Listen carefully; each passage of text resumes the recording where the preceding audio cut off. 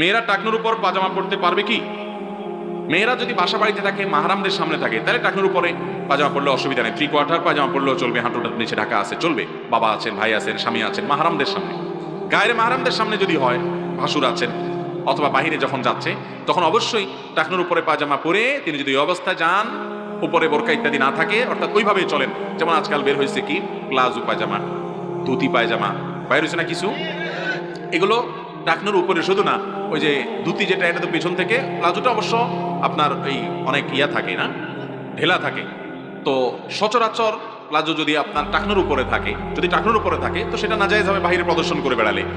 আর ডোলা থাকুক, টাইট থাকুক, এগুলো সব ঢেকে ঢুকে নিজের সৌন্দর্যকে অপ্রকাশিত রাখতে হবে। আর যদি ওই যে ধুতি পাজামা যেটা পরে, ওইটা পেছন দিক থেকে আপনার পায়ের দিক থেকে একটু ধুতির মতো উঠানো থাকে, তাহলে তার পায়ের গোছার কিছু অংশ দেখা যায়, এটা জায়েজ হতে পারে যদি পরপুরুষের সামনে হয়। দেখেন, নারীদের